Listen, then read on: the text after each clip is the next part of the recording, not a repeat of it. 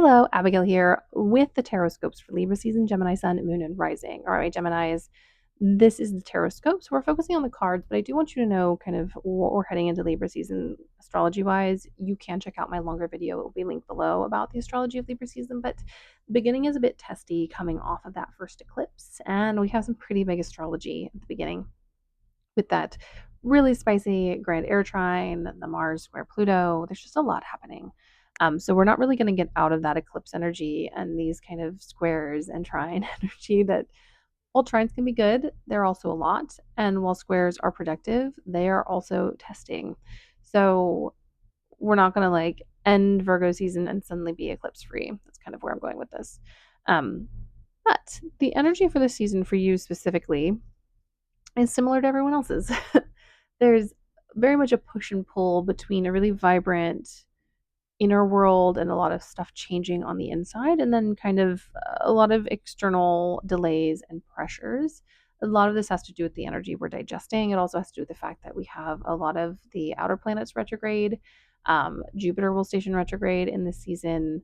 So Saturn, Neptune, Uranus, Pluto, and Jupiter are all going to be retrograde for pretty much most of Libra season, which kind of causes this feeling of like internal growth with the personal planets moving forward and external delays with these outer planets kind of taking us back through the earlier parts of this year. So go back down memory lane and then watch those themes pop back up as we head through the fall into the winter before we get some planets stationing direct.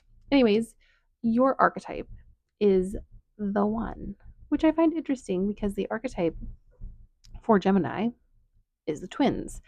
And it feels like this season is bringing some cohesion to your desire. A lot of my Geminis have a lot of different interests. While I don't think that's going to stop happening, I do think for this season, we are looking at you getting a little more single focused and kind of um, cutting down some of the external distractions and really centering yourself. The delays are going to force you to center yourself. And also, if you are experiencing delays and they're distressing, being centered is going to help you. So, this moment is a time of coming together. Also, this card kind of reads to me of a connection with some form of energy source or energy power. Maybe you need to connect to your ancestors. Maybe this is the time to start spirit work. Maybe there's a deity that's reaching out to you. I know there's a diverse variation of experiences of the people who follow me. So just check in with your spiritual life and make sure there's no one knocking on your door that you haven't been hearing. But really, this season, I would encourage you to focus on one or two things, to really limit your passion projects just to kind of get your ducks in a row. Also, this is your fellow air season, so this is the time to kind of reground, reconnect. This is a elemental energy that you are fluent in. So take that kind of edge that you have with a fellow air sign and utilize it to really focus on something you've been wanting to connect to or to progress or to get done, because the rest is not happening. We have a lot of kind of conflicts and delays in the cards. Starting off, we have this Five of Swords. Five of Swords, conflict, petty arguments, people not agreeing. It's also victory in kind of a war of thoughts, but at what cost? What are you willing to sacrifice in order to get your point across? And when I say point, I'm not talking about basic human rights of other people or yourself. I'm talking like actual opinions, actual differences of process, where you and another person just function differently. I'm not talking about, someone who doesn't believe that certain groups of people don't deserve to live. This is more, these are the smaller conflicts, differences of opinion, differences of personality, differences of experience. Just make sure that you're weighing and balancing the value of the battles you're fighting. Is it worth your energy in a season where your energy is going to be pulled in different places and you're trying to consolidate it? Some battles are worth fighting, and some of them maybe you opt out of Libra season. Um, Mars is going to be in Scorpio. There's going to be a bit more fluency around Martian things like conflict. You get to take the power with a Mars in Scorpio and decide where you want to put your energy and what battles you choose to fight. Then we have this Queen of Cups, and interestingly enough, Taurus also got Queen of Cups. This is also a season of refilling. You need to refill your metaphorical cup. You need to focus on the parts of yourself that have been drained and strained and exhausted. And they're still experiencing that with the tension and the energy with themes of the eclipse. But now we need to be dribbling some water back in, giving some good things back to ourselves, not constantly outsourcing and giving other people energy, but turning that energy back on ourselves and giving us that watering. It's like watering your own little plant. You need to water your plant this season, which is you, and give it your time and energy. And it really kind of comes back with the one, with you at the center of this story.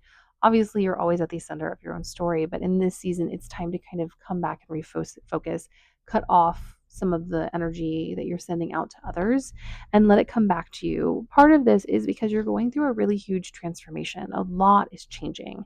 You're being pushed forward into new places. You're getting visibility in fresh ways, which is helpful.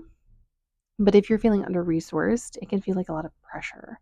And I think you're getting a lot of good stuff, but maybe you don't feel like you have the support underneath you, which is then scary because then you're basically just stepping off of a cliff into something new.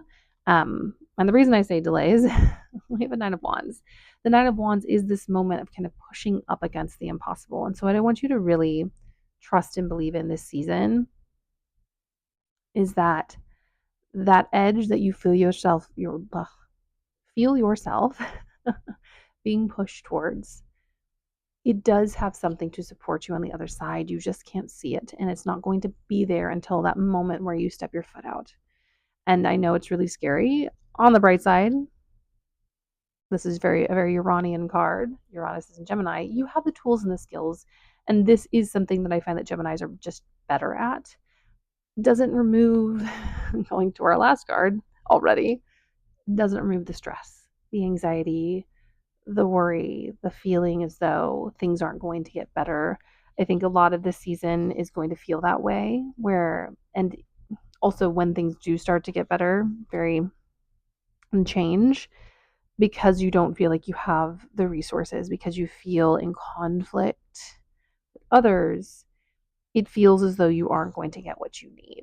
I want to tell you, you are going to get what you need. You do have a Queen of Cups. There's also a lovely little Ace of Cups. And, I don't always start free reading in these things, but Ace of Cups and a Six of Wands. But these are kind of end of Libra season vibes. Know that the cavalry is coming.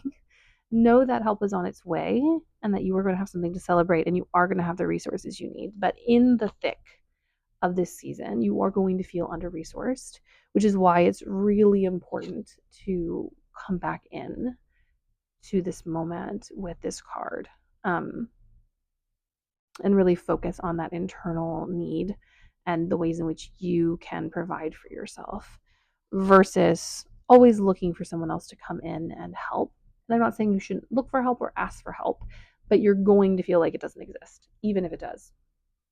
So in those moments, turn inwards, turn to care, turn to protection. Do, if you have a spiritual practice, do spiritual things to help you, activate spells. The new and the full moon both have some really decent astrology, especially with both of them having their rulers in a domicile sign, which is really nice. It's one of those moments where it's like, finally, especially since last season, our Aries Libra season was partially eclipse season. And also we had all of that craziness with the Mercury retrograde and the Venus retrograde. And on top of that, we had Saturn and Neptune at 29 degrees moving into Aries.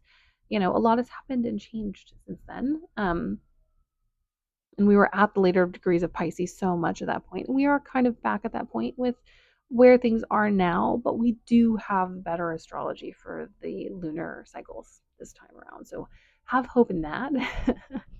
Knowing that things are going to feel difficult, knowing that there are delays underneath the Six of Wands and the Ace of Cups. We have the Hanged One, which has kind of been really prevalent in all of my readings for Libra season. There is a sense of stuckness. There's a sense of waiting, of breathlessness. I know there's this desire and need for all of us to be like, please let the eclipses be over and things be easier. We're not quite there. Libra season is going to require us to rebalance, to resettle, to come back to our center before we can move forward. And it's going to make us feel a bit under resourced. Know that help is on its way. Know that you're not alone. But I want us to honor the fact that it isn't going to feel easy all the time, and that's okay. It doesn't mean you're failing, it doesn't mean you're doing it wrong. It just means things aren't quite where you would hope they were, and that can be frustrating. Um, I encourage you to continue to return to this card as you go through Libra season as a way to regather and reconnect. Also, with this image here, it reminds me of an aura. Something that might help you is aura flexing. It is just imagining a white light and expanding it and contracting it, and just learning to move your aura around can really help center and stabilize and also protect your spiritual body as well as your physical body. If you want more information on that, you can always comment below. But this is my reading for you. Know that there's a lot of good stuff coming. It's just not here quite yet. Please like and subscribe if you enjoy my stuff. The Less Hit Autumnal Equinox, and I'll see you in a different space and time.